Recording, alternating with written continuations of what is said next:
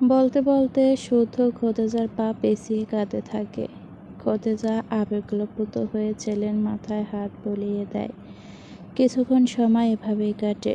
নীরবে চলতে থাকে মাতা পুত্রের অনুভূতির আদান প্রদান।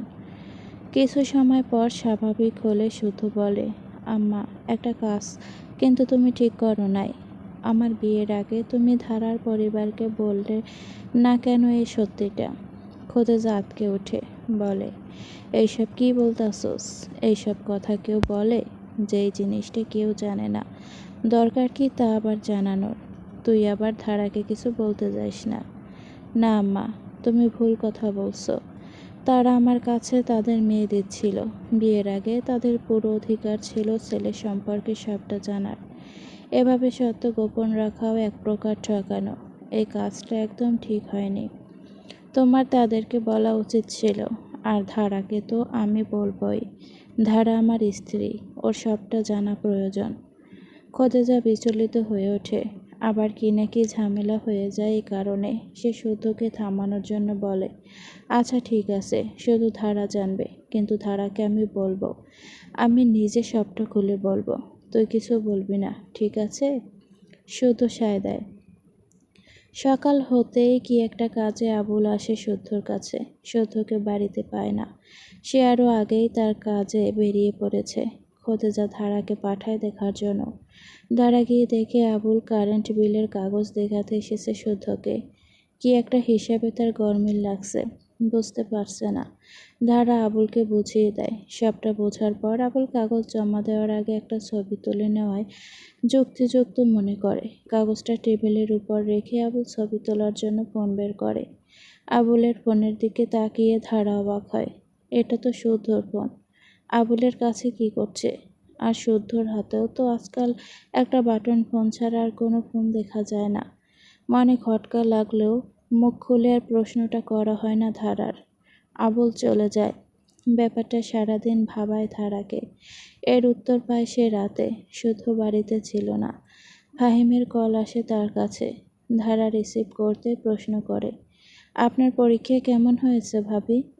ধারা কি বলবে ভেবে পায় না। আমতা আমতা করতে থাকে। ফাহিম উত্তরের তোয়াক্কা না করে বলতে থাকে, নিশ্চয় ভালো হয়েছে। শুদ্ধ যেমন করে খেটেছে, না ভালো হয়ে কি পারে? রেজাল্ট আসা পর্যন্ত বেশি চিন্তা করবেন না ভাবি, দেখবেন ভালোই হবে। আর ভাবি, শুদ্ধকে আমার হয়ে একটু সরি বলে দিবেন। বলবেন আমি অনেক লজ্জিত। এমন হঠাৎ করে টাকার প্রয়োজন না হলে আমি শুদ্ধকে কখনোই এমন ইমার্জেন্সিভাবে আমার বেতন দিতে বলতাম না। ৮,০০০-এর মতো টাকা। শুদ্ধরও নিশ্চয়ই হঠাৎ করে ম্যানেজ করতে খুব কষ্ট হয়েছে। আমার ভীষণ খারাপ লাগছে। ফাহিম আরও কিছু বলতে থাকে। ধারার কানে যায় না। আস্তে আস্তে ফোনটা কান থেকে নামিয়ে ফেলে। এই মুহূর্তে সে বাকরুদ্ধ। শুদ্ধর ফোন কেন আবুল ভাইয়ের কাছে, তা সবটাই বুঝতে পারে সে। শুদ্ধ তার জন্য নিজের ফোন বিক্রি করে ফেলেছে। আর সে? ধারা হঠাৎ হাঁটুতে মুখ রেখে ডুকরে কেঁদে ওঠে। নিজের হাত কামড়ে ধরে। নিজেকে ক্ষতবিক্ষত করে এই মুহূর্তে শেষ করে ফেলতে পারলেই বুঝি তার মিলত অনুতপ্তের এই উত্তর আগুনে যন্ত্রণাদায়কভাবে দগ্ধ হওয়া থেকে মুক্তি। আজিজ তালুকদার থ মেরে গম্ভীর হয়ে দাঁড়িয়ে আছেন। তার মুখে কোনো কথা নেই। কপালে চিন্তার ভাঁজ। তবে তার মুখ দেখে বোঝার উপায় নেই সে আসলে কি ভাবছে। শাহেদ অনর্গল কথা বলেই যাচ্ছে। কথার মাঝখানে সে এক দুবার আজিজ সাহেবের প্রতিক্রিয়া বোঝানোর চেষ্টা করল, কিন্তু বুঝতে পারল না। এত বড় সত্যিটা জানার পর আজিজ সাহেবের কি মত তা শাহেদার জানা দরকার। মানুষকে নিজের কথার আয়ত্তে আনতে পারা তার এক অন্যতম বৈশিষ্ট্য। আজিজ সাহেবের মতো শক্ত মানুষকেও সে ম্যানিপুলেট করার ক্ষমতা রাখে। তারই প্রচেষ্টায় শাহেদ বিরতিহীনভাবে বলে যেতে লাগলো, ভাইজান, এই ছেলে কত বড় চতুর বুঝতে পারছেন? এত বড় সত্যি আমাদের থেকে লুকিয়ে রাখছে। আর লুকোবেই বা না কেন? জানে না সত্যিটা জানলে তালুকদার বাড়ির মেয়ে পাবে না। আমার তো মনে হয় এরা শুধু মিথ্যাবাদীই নয়, এর সাথে লোভীও। সি সি, আমি ভাবতেও পারছি না। শেষমেশ কিনা একটা পতিতার ছেলে। শেষের কথাটা শুনে আজিজ সাহেব দাঁতে দাঁত চেপে চোখ বন্ধ করে ফেলেন। আসমা আর জমিরন স্তব্ধ হয়ে দাঁড়িয়ে আছে। সত্যটা গ্রহণ করতে তাদেরও কষ্ট হচ্ছে। শাহেদ বলে, আমাদের তালুকদার বাড়ির একটা মান সম্মান আছে। আমাদের বাপ দাদার আমলেও কোনোদিন এমন ঘটনা ঘটে নাই। তারা কেউ উচ্চ বংশীয় সম্বন্ধ ছাড়া আত্মীয়তা করতেন না। সবাই সম্মানের চোখে তাদেরকে দেখত। এই ঘটনা যদি জানাজানি হয়, আমাদের বংশের এতদিনের মান সম্মান সব ধুলোয় মিশে যাবে। লোকে শুনলে থুথু ছিটাবে। একটা পতিতার ছেলের সাথে কিনা তালুকদার বাড়ির একমাত্র মেয়ের বিয়ে হয়েছে। আমার ভাবতেই গা গোলাচ্ছে ভাইজান। আপনি কিভাবে এমনটা করতে পারলেন? বিয়ে দেওয়ার আগে একটু তো ভালো মতো খোঁজখবর নিয়ে নেবেন। একটা মাত্র মেয়ে আমাদের। কই একটু দেখে শুনে বড় ঘরে বিয়ে দেবেন। তা না দিলেন তো দিলেন একটা ছোট ঘরে বিয়ে। তাও সবটা মেনে নিয়েছিলাম। যাক, বিয়ে তো হয়েই গেছে। এখন আর কি করার। কিন্তু এখন আবার এই কি কাহিনী বের হয়ে এলো? না জানি আরও কত কেসা কাহিনী আছে এদের ভেতরে। আপনি রাগের মাথায় এই বিয়েটা দিয়ে যে কত বড় ভুল করলেন। এর থেকে ভালো ছিল মেয়েকে কেটে গাঙে ভাসিয়ে দেওয়া। শাহেদ একটু থামল, বোঝার চেষ্টা করলো আজিজ সাহেবকে আবার বেশি বেশি বলে ফেলছে কিনা। নিজেকে একটু ধাতস্থ করে বলল, ভাইজান একটু ভেবে দেখেন, এই খবর যদি সমাজে ছড়ায় তাহলে আমাদের মুখে কেমন কালিটা লাগবে। মানুষ আসবে, এতদিনের সব সম্মান নষ্ট হয়ে যাবে। এই যে আপনি যে সম্মানে নির্বাচনে দাঁড়াবেন, এই খবর জানাজানি হলে আর জীবনেও চেয়ারম্যান হতে পারবেন? মান সম্মান বলতে আর কিছু থাকবে না। আমাদের প্রতিদ্বন্দ্বী জয়নাল খাঁ তো এখন আরও আকাশে উঠবে। ভাইজান একটু ভালো মতো ভেবে দেখেন, সবাই জানতে পারলে কি অবস্থাটা হবে আমাদের বংশের। এখনও সময় আছে। এই খবর জানাজানি হবার আগেই দফা করে ফেলেন। আমাদের ধারা দেখতে শুনতে গ্রামের মতো সেরা। ওর জন্য এরপর একটু উপযুক্ত পাত্র খুঁজতে বেশি সময় লাগবে না অন্তত। আর যাই হোক, একটা পতিতার ছেলের কাছে আমাদের মেয়েকে আর রাখা যাবে না। শাহেদ খুব বেশি চিল্লাপাল্লা করতে থাকে।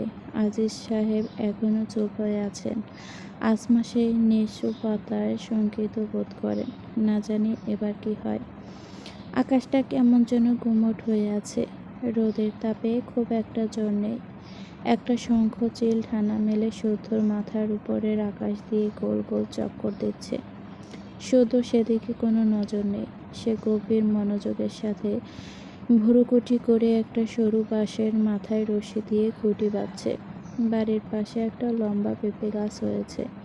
তার আগা ভর্তি শুধু পেঁপে। খালি হাতে নাগাল পাওয়া দুষ্কর, তাই এই ব্যবস্থা। ধারা এসে সেই সময় দরজার পাশে দাঁড়ায়। শুদ্ধকে দেখতেই তার চোখের কোণে পানি জমে। গতকাল রাতে শুদ্ধর ফোন বিক্রির ব্যাপারটা জানতে পারার পর থেকে ধারা স্থির হতে পারছে না। বাঁশের খুঁটি বাঁধা হলে সেই দড়ি কাটবার জন্য শুদ্ধ একটা কাঁচির প্রয়োজন অনুভব করে। কাঁচি ঘরের সামনে ওড়ার উপরেই রেখেছিল শুদ্ধ।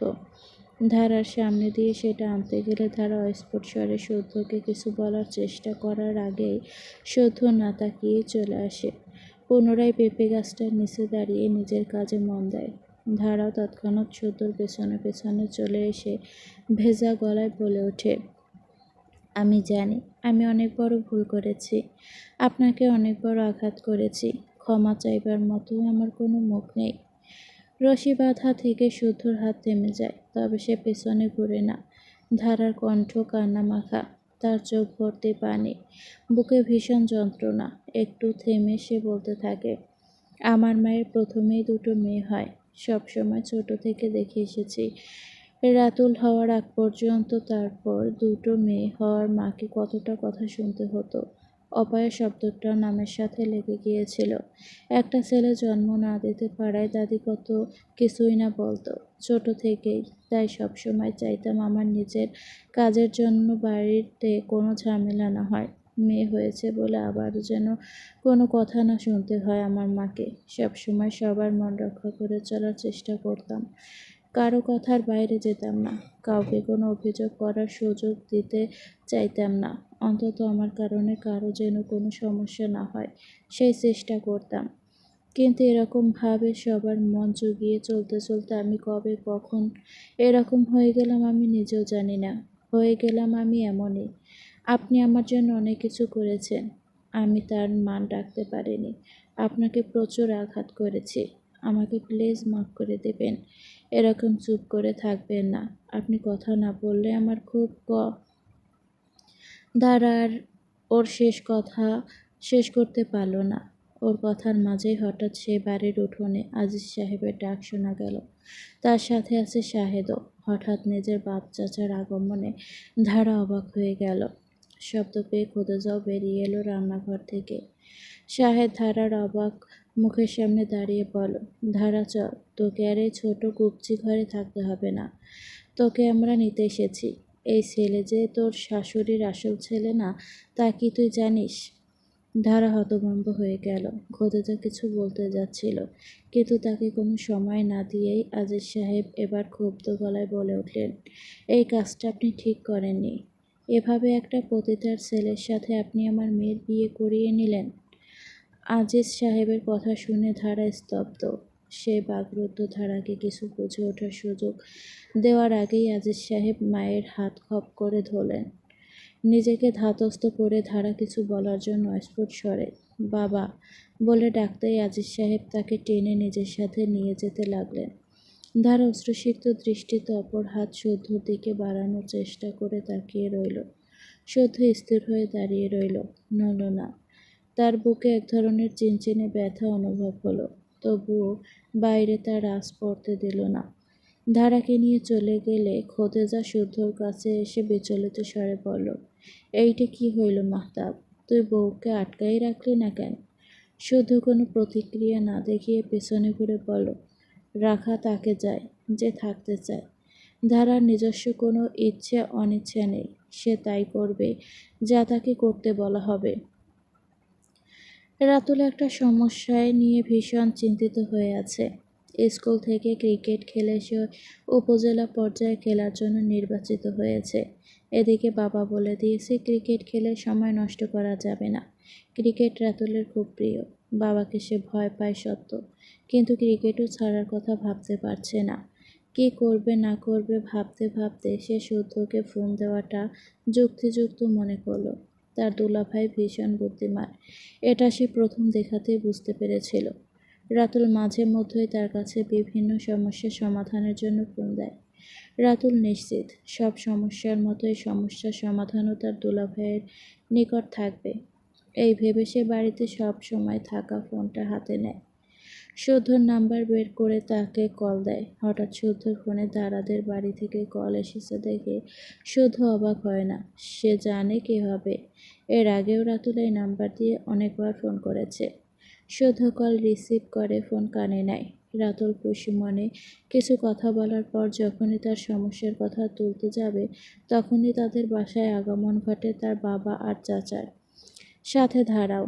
বাড়িতে তাদের পা পড়তেই এক ধরনের হইচই শুরু হয়ে যায়। আজিজ সাহেবের মাথা প্রচুর গরম। হঠাৎ আকস্মিক কোলাহলে ভয় পেয়ে রাতুল ঝট করে ফোন কান থেকে নামিয়ে সেই সোফার উপরে ফেলে রেখেই সেখান থেকে চলে যায়। ধারার অবস্থা একদম পর্যুদস্ত। আসমার জমিরন উদ্বিগ্ন হয়ে এগিয়ে আসে। আজিজ সাহেব ধারার কাছে এসে দায়সারা স্বরে বলতে থাকে, ধারা, তোমার বিয়ে ওখানে দিয়ে আসলে অনেক বড় ভুল করে ফেলেছি। তবে ব্যাপার না, এখনও সব ঠিক করা যাবে। তুমি ওই ছেলেকে ছেড়ে দেবে। ধারা ঝট করে ওর বাবার মুখের দিকে তাকায়। অশ্রু জমা স্তব্ধিত দুটি চোখ অপলকে চেয়ে রয়। আজিজ সাহেব বলতে থাকেন, কালকে সকালে আমি উকিলকে আসতে বলবো। তার সাথে কথাবার্তা হবে, কিভাবে কি করতে হবে জানা যাবে। তারপর তুমি ওই ছেলেকে ডিভোর্স দিয়ে দেবে। ধারা ক্ষণ বিলম্ব না করে দ্রুত বলে ওঠে, না। কখনো হয়তো মেয়ের মুখে না শব্দটা শুনেনি বলেই আজিজ সাহেব সাথে সাথেই কথাটা ধরতে পারেন না। উত্তর হ্যাঁ মনে করে তিনি মাথা দুলিয়ে উঠতেই হঠাৎ সম্বিত ফিরে পান। দ্রুত ঘুরে বলে ওঠেন, কি? বাবার দিকে তাকিয়ে ধারা স্পষ্ট করে বলে, আমি তাকে ছাড়তে পারবো না। আজিজ সাহেব মাত্রাতিরিক্ত অবাক হয়ে ভুরু কুঞ্চিত করে বলেন, কেন? ধারা বিনা দ্বিধায় বলল, আমি শুদ্ধকে ভালোবাসি। এই পুরো কথোপকথনটি ফোনের ওপাশ থেকে শুনল একজন। শুনে পুরো বাকরুদ্ধ হয়ে গেল সে। শরীরের প্রতিটি লোমকূপের এক শিহরিত অদৃশ্য কম্পন একদম স্থির করে ফেলল তাকে। কানে ফোন নিয়ে স্তব্ধ হয়ে দাঁড়িয়ে রইল শুদ্ধ। এই মুহূর্তে কর্ণগোচর হওয়া প্রতিটা কথাই কি সত্যি? কিছুক্ষণের জন্য তার সবকিছু কল্পভ্রম মনে হলো, কিন্তু না, চোখের সামনেই তো একটা নীল রঙের পাখি ডানা চাপটে উড়ে বেড়াচ্ছে। হিমেল হাওয়া গায়ে ধাক্কা খেয়ে খেয়ে চলে যাচ্ছে। স্বপ্ন তো রঙিন রঙের হয় না, গরম ঠান্ডা, কোনো ব্যথার অনুভূতি হয় না। তার মানে সবই বাস্তব। যেই ধারা নিজের কোনো ক্ষুদ্র পছন্দ অপছন্দের কথা তার পরিবারের কাছে বলতে পারে না, সেই ধারা কিনা শুদ্ধর জন্য আজ নিজের বাবার কথার বিরুদ্ধে গেল। অবশেষে সে নিজের মতামত সবার সামনে উপস্থাপন করতে পারল। ফোনের ওপাশ থেকে আরও অনেক কথা হতে লাগলো। আজিজ সাহেব বিস্ফোরিত কণ্ঠে বলেন, তোমার মাথা ঠিক আছে? কি বলছো জানো? আজিজ সাহেবের ক্ষুদ্র গলায় ধারাখানি কেঁপে উঠল। চোখ বন্ধ করে একটু গভীর শ্বাস টেনে কম্পিত স্বরে বলল, জানি, আমার মাথা পুরো ঠিক আছে। আমি আমার মনের কথাই বললাম।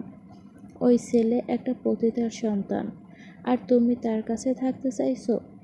ধারা এবার অধৈর্য স্বরে বলে উঠল, তাতে কি হয়েছে বাবা? উনি তো কোনো ভুল করেননি। সে তো ঠিক আছে। এখন তার আসল মাকে তাতে কি আসে যায়? ওই ছেলে আমাদেরকে ঠকিয়েছে। বিয়ের আগে কেন বলতো না সত্যিটা? শুধু যদি জানতো তাহলে অবশ্যই বলতো। শুধু কখনো কাউকে ঠকাতে পারে না। উনি খুব ভালো মানুষ, তাকে আমি বিশ্বাস করি। আর যদিও বা সত্যটা লুকানো থাকে, তবুও এই সত্য জানা না জানায় আমার কিছু যায় আসে না। যার সাথে আমার বিয়ে হয়েছে আমি তাকে চিনি, জানি। আমি জানি সে কতটা ভালো। সে ভালো থাকলেই আমার কাছে যথেষ্ট। তার আশেপাশের ব্যাপার আমার কাছে ম্যাটার করে না। প্রত্যেকটি মানুষকেই একটা নিজস্ব আলাদা ব্যক্তিত্ব থাকে। জন্ম পরিচয় কি হয়? আসল পরিচয়টা তো তার ভেতরের গুণগুণ দিয়েই হয়, তার নিজের কর্ম দিয়ে হয়। আর শুদ্ধর সেখানে কোনো খাদ নেই। আজিজ সাহেব আসমার দিকে তাকিয়ে ক্ষুব্ধ হয়ে বলেন, তোমার মেয়ের কি হয়েছে? পাগল হয়ে গেল নাকি? শাহেদ উদ্গ্রীব হয়ে ধারার কাছে এসে বলল, ধারা, কি বলছিস তুই এগুলা? আমরা তোর ভালোর জন্যই যা করার করছি। ধারা কেঁদে ফেলে বলল, আমি শুধু তার কাছেই ভালো থাকব, আর কোনোভাবেই না। আজিজ সাহেব হুঙ্কার ছেড়ে বলল, বিয়ে করে এই মেয়ের আস্পর্ধা বেড়ে গেছে। বড়দের সামনে কী সব কথা বলে যাচ্ছে। ধারা কাঁদতে লাগলো। শাহেদ মোলায়েম স্বরে বলল, কাঁদে না ধারা। দেখ, আমি বুঝতে পারছি এতদিন তুই ওই বাড়িতে ছিলি, তাই এভাবে হুট করে সিদ্ধান্ত হওয়ায় তোর একটু মায়া লাগছে। ব্যাপার না, আস্তে আস্তে দেখবি সব ভুলে যাবি। একটু সময় যেতে দে। আজিজ সাহেব বলেন, ধারা, আমি যা বলেছি তুমি তাই করবে। পৃথিবীর ভালো মন্দ তুমি এখনো জানো না, এত বড় হয়ে যাওনি। ধারা বলল, যদি বড়ই না হয়ে থাকি তাহলে আমাকে বিয়ে কেন দিয়েছিলেন বাবা? আমি এমন কি বড় অন্যায় করে ফেলেছিলাম? এখন যখন আমি আমার স্বামীর কাছে থাকতে চাইছি, তখন বলছেন তাকে ছেড়ে দিতে। যখন ইচ্ছা সবাই বলবেন বিয়ে করতে, যখন ইচ্ছা বলবেন ছেড়ে দিতে। এভাবে কিভাবে হয় বাবা? আমার নিজেরও তো কিছু ইচ্ছে অনিচ্ছে আছে। আজিজ সাহেব গর্জে উঠে বলে উঠলেন, ব্যাস, অনেক বেশি বলে ফেলেছ। এখানেই থেমে যাও। তুমি আর ওই বাড়িতে ফিরে যেতে পারবে না। না মানে না, আর একটাও কথা না। আসমা, তোমার মেয়েকে ভেতরে নিয়ে যাও। আজিজ সাহেব খুব বেশি ক্ষেপে আছেন। শঙ্কিত হয়ে আসমা দ্রুত ধারাকে ধরে রুমে নিয়ে যেতে চায়। ধারা যেতে চায় না। সে কাঁদতে কাঁদতে বলতে থাকে, না বাবা, আপনি এটা করতে পারেন না। আমি শুদ্ধর কাছেই থাকতে চাই। আমি তাকে ছাড়ব না, কোনো দিনও ছাড়ব না। আজিজ সাহেব বুড়োকুটি করে সেদিকে তাকিয়ে থাকেন। ধারাকে ভেতরে নিয়ে গেলে শাহেদ এসে ভাইকে বলে, ভাইজান, ধারাকে নিয়ে এত মাথা ঘামাবেন না। বাচ্চা মানুষ তো, আবেগী হয়ে পড়েছে। একটু সময় গেলেই ঠিক হয়ে যাবে। আমরা যা ঠিক করেছি আপনি সেদিকে মনোযোগ দেন। ধারাকে এখন বুঝিয়ে সুঝিয়ে ওই ছেলেকে ডিভোর্স দেওয়াতে হবে। যত দ্রুত সম্ভব এই ঝামেলা মিটিয়ে ফেলতে পারলেই হলো।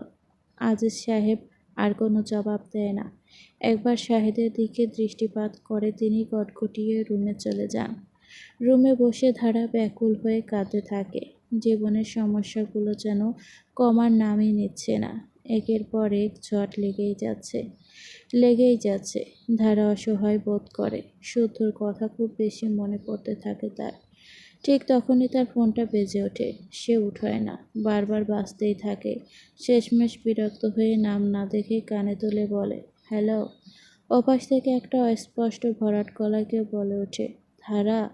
এক মুহূর্তের জন্য ধারা থমকে যায়। মন প্রাণ জুড়ে এক শীতল শিহরণ বয়ে যায়।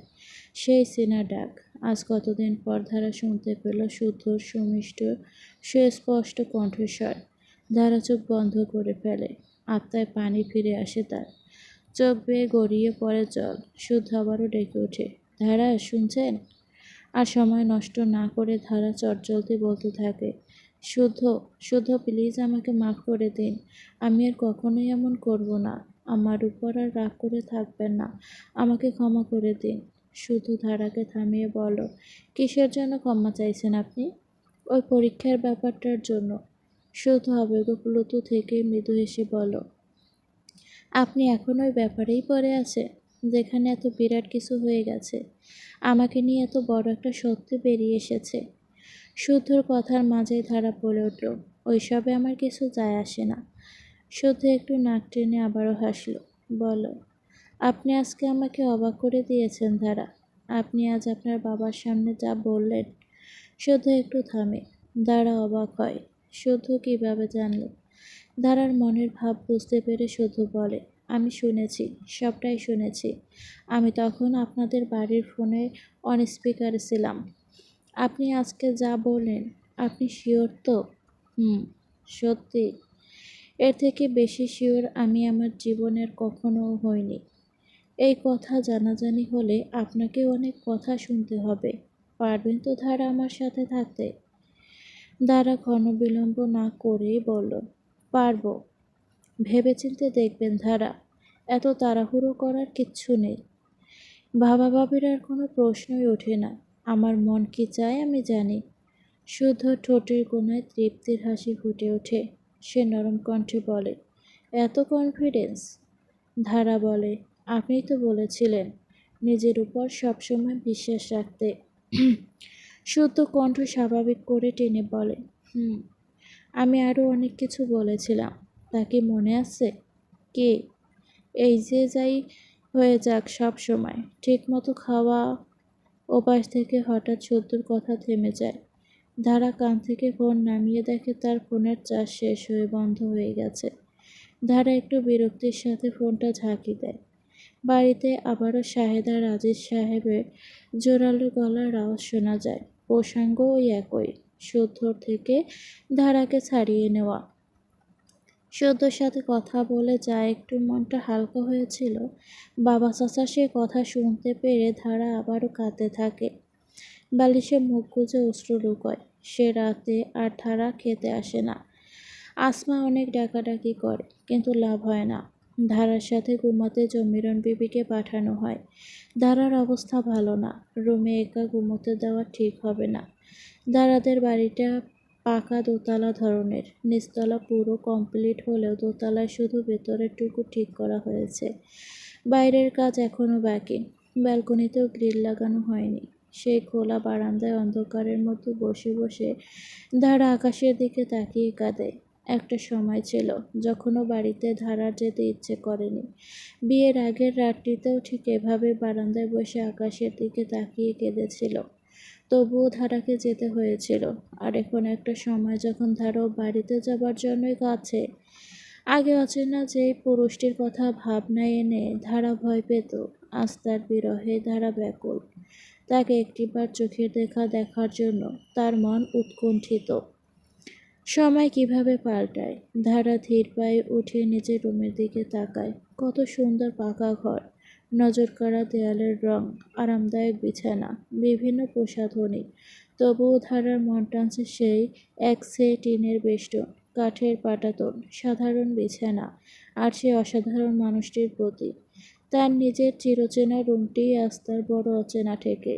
এই কক্ষে সব থেকেও নেই, বড্ড খালি। ভালোবাসার জন্য ধারার ইচ্ছে করে ছুটে এখন থেকে বেরিয়ে পড়তে। জমিরন বিবি অনেকক্ষণ যাবৎ ধারার দিকে তাকিয়েছিলেন। ধারা কেমন উদাস মনে রুমের দেয়ালে নজর বোলাতে দেখে তিনি খেকিয়ে উঠে বলেন, এই সেমরি, ঘুমাইলে ঘুমা, নইলে বাতি নিভাইয়া বইয়ে থাক। এই আলোতে আমার ঘুম আহে না। ধারা লাইট বন্ধ করে বিছানায় শুয়ে পড়ে, পাশ ফিরে নীরবে অশ্রু বিসর্জন করে, যাতে ঘুমন্ত তাদের অসুবিধা না হয়। রাত গভীর হতে থাকে, একসময় ঘুমিয়ে যায়। মাঝরাতে হঠাৎ একটা শক্ত হাত তার মুখ চেপে ধরে। ধারার ঘুম ভেঙে যায়। মুগ্ধ অস্ফুট আর্তনাদ করতে গিয়েও সে ব্যর্থ হয়। স্পষ্ট করে তাকিয়েও অন্ধকারে একটা মানুষের অস্পষ্ট অবয়ব ছাড়া আর কিছুই চোখে পড়ে না। কিছু বুঝে ওঠার আগেই ধারাকে টেনে বারান্দায় নিয়ে আসা হলো। অস্পষ্ট অবয়বটিতে চাঁদের আলো পড়তেই ধারা হতভম্ব হয়ে গেল। সামনের মানুষটির মুখে সেই সুন্দর টোলপড়া হাসি ফুটে উঠতেই ধারা ঝাঁপিয়ে পড়ল তার বুকে।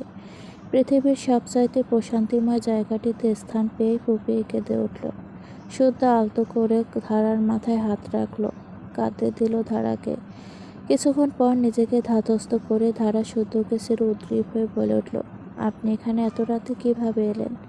শুদ্ধ একবার মিথ্যা আফসোসের ভঙ্গি করে বারান্দার সিমেন্টের উঁচু বেদির সাথে হেলান দিয়ে বসে বলল, ভেবেছিলাম তো পাইপ বেয়ে উঠে একটা ঝাঁকা সিরোর মতো এন্ট্রি নেব, কিন্তু তার হলো কই।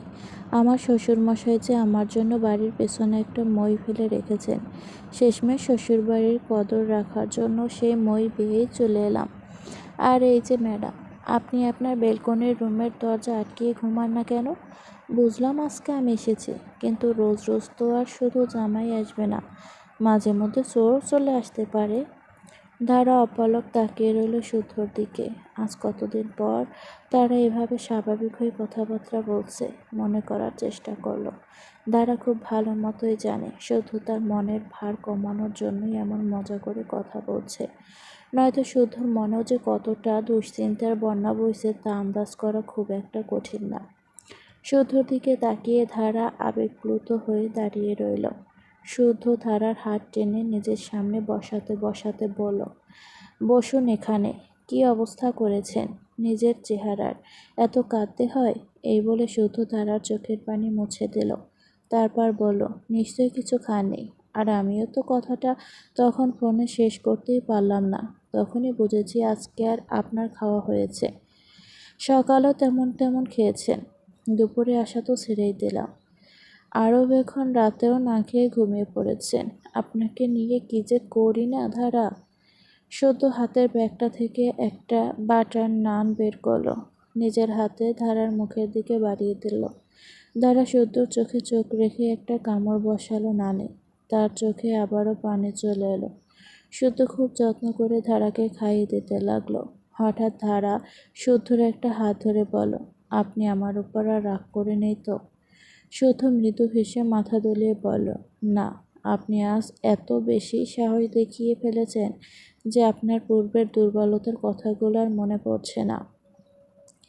তারপর ধারার ধরে রাখা হাতটা শুদ্ধ তার দু হাতের মধ্য নিয়ে বলল, জানেন ধারা, আজকে আমি আপনার থেকেও একটা জিনিস শিখেছি, যে আমাদের কখনো আশা হারাতে নেই, যেটা আমি আপনার ক্ষেত্রে করেছিলাম।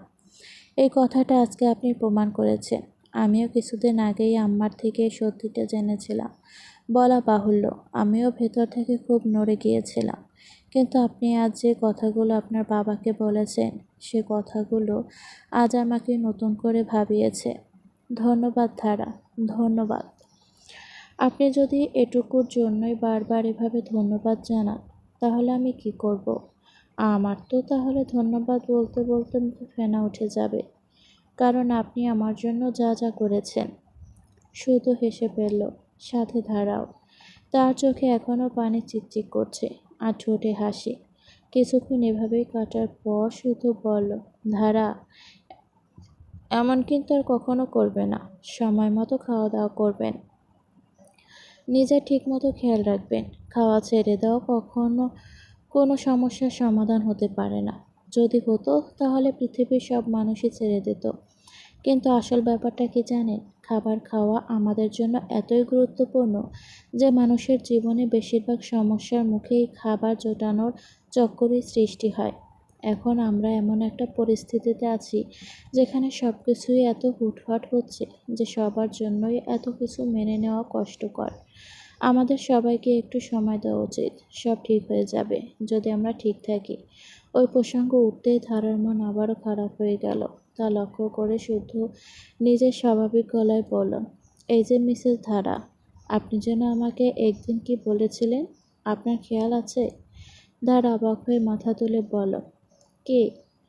এই যে আপনি কোনোদিন আমার প্রেমে পড়বেন না, কত জোর গলায় বলেছিলেন মনে আছে? আপনি আপনার কথা রাখেন। শেষমেশ এটা কি হলো ধারা? আপনি তো আপনার কথা রাখতে পারলেন না। ধারা লাজুক হাসি দিয়ে অন্যদিকে তাকালো। শুধু বলো, কথা না রাখাটা আমি একদম পছন্দ করি না।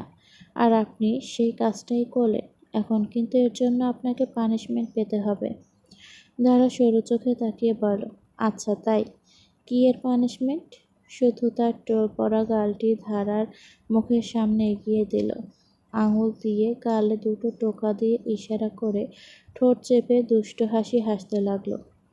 ধারা ভীষণ লজ্জা পেয়ে চোখ নামিয়ে ফেলল। হৃদস্পন্দন বহুগুণে বেড়ে গেল তার। আরেকবার চোখ তুলে তাকালো সামনে। শুধু সেই টোল পড়া গাল, ধারার বহুদিনের আকর্ষণ। ভাবতেই লজ্জায় লাল হয়ে উঠল তার গাল দুটো। ওদিকে শুধু তারা দেবায় গালায় বলে উঠল, তাড়াতাড়ি, যত দেরি করবেন পানিশমেন্ট কিন্তু তত দ্বিগুণ হবে। রক্তিম মুখে ধারা বসা থেকে উঠে দাঁড়ালো। শুদ্ধর আরেকটু কাছে আসতেই মুখের হাসি প্রসারিত হলো শুদ্ধর। নিজেকে শুদ্ধর আরও একটু কাছে এগিয়ে নিয়েই লজ্জায় হেসে ফেলে ধারা এক দৌড়ে সেখান থেকে চলে এলো। শুদ্ধ পেছন থেকে আর এ বলে উঠে ধারাকে হাত বাড়িয়ে ধরতে গিয়েও পারল না। ধারার পাতলা ওড়নাটা তার হাতের তালুতে এসেও চলে গেল নাগালের বাইরে। আজিজ সাহেব এবং শাহেদ দুজনে ড্রয়িং রুমে বসে কিছু গুরুত্বপূর্ণ বিষয় আলোচনা করছেন। এতে দিনেরও তারা ধারাকে রাজি করতে পারেনি। এটাই তাদের আলোচনার মুখ্য বিষয়। রাতুল স্কুলে গেছে। আসমা আর জমিরন বিবি বসে আছে রান্নাঘরে। ঠিক তখনই বাইরে থেকে ধারা ঘরে ঢুকলো, তার কাঁধে ব্যাগ ঝোলানো। আজিজ সাহেব পুরো কুঞ্চিত করলেন ধারাকে দেখে। ধারা যে এতক্ষণ বাড়িতে ছিল না সেটাই তো জানতো না সে। তাই ধারাকে থামিয়ে বলো, কোথায় গিয়েছিলে? ধারা দাঁড়িয়ে পরে বিনতিভাবে বলো, আমি ভর্তি হতে গিয়েছিলাম বাবা। ভর্তি হতে গিয়েছিলে মানে? কোথায় ভর্তি হতে গিয়েছিলে? কলেজে অনার্সের জন্য অ্যাপ্লাই করে আসলাম। সাবজেক্ট হিসেবে বাংলা নিয়েছি। শাহেদ চোখ কপালে তুলে দাঁড়িয়ে বলো, বাংলা নিয়েছিস মানে? তোর মাথা ঠিক আছে? তুই আমাদেরকে না জিজ্ঞেস করে অ্যাপ্লাই করতে গেলি কেন? আর করেছিসই যখন, সায়েন্সের কোনো সাবজেক্ট নিলি না কেন? তো ভিউয়ার্স, পরবর্তী পর্ব পেতে হলে চ্যানেলটি এখনই সাবস্ক্রাইব করো। ভালো থাকবেন সবাই। আল্লাহ হাফেজ।